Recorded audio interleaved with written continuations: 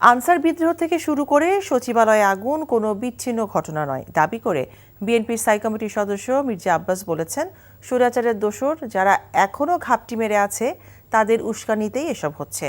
আর দলটির সিনিয়র যুগ্ম মহাসচিব রুহুল কবির রিজভী বলেছেন, অপতথ্য ছড়িয়ে একটি দল ঘোলা পানিতে মাছ শিকার করছে। রাজধানীতে পৃথক অনুষ্ঠানে তারা এসব কথা বলেন। বিস্তারিত জুনায়েদ আল হাবিবের রিপোর্টে।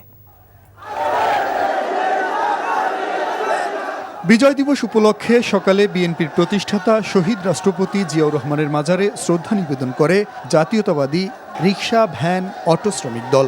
শ্রদ্ধা নিবেদন শেষে দলটির সিনিয়র যুগ্ম মহাসচিব রুহুল কবির রিজভী জামায়াত ইসলামীকে উদ্দেশ্য করে বলেন, 5 আগস্টের পর একটি দল ঘোলা পানিতে মাছ শিকারের চেষ্টা করছে।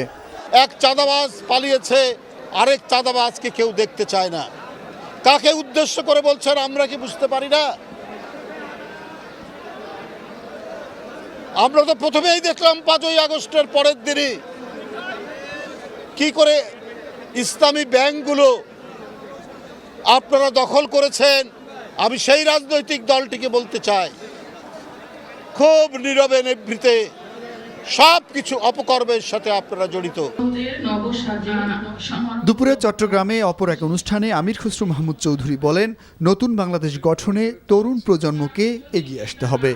আজকে বাংলাদেশের যে সামাজিক, রাজনৈতিক, অর্থনৈতিকভাবে যে সংকট, ভালো মানুষের অভাব হয়ে গেছে। এখানে নতুন বাংলাদেশ গড়ার জন্য আজকে নতুন প্রজন্মকে এগিয়ে আসতে হবে, নতুন চিন্তায় নতুন বাংলাদেশ গড়তে হবে।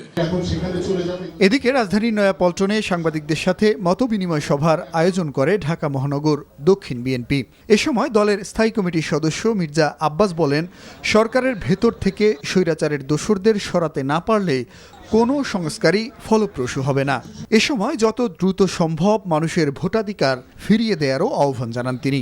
এই যে আগুন, এই যে বিদ্রোহ, এই আনসার বিদ্রোহ ইত্যাদি ইত্যাদি, এই সমস্ত বিষয়গুলো এমনি এমনি হচ্ছে না, খামাখাই হচ্ছে না।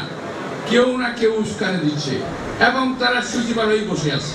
এত কষ্টের অর্জন হাসিনার পতন, সেই কষ্টের অর্জনকে দয়া করে কয়েকজনকে ইশারায় কথা বলে এই বাতিলতা করে জাতিকে বিভক্ত করবেন না। ৭১-এ লাখো মানুষের রক্তের উপর দিয়ে যে সংবিধান রচিত হয়েছে সেটি পরিবর্তন নয়।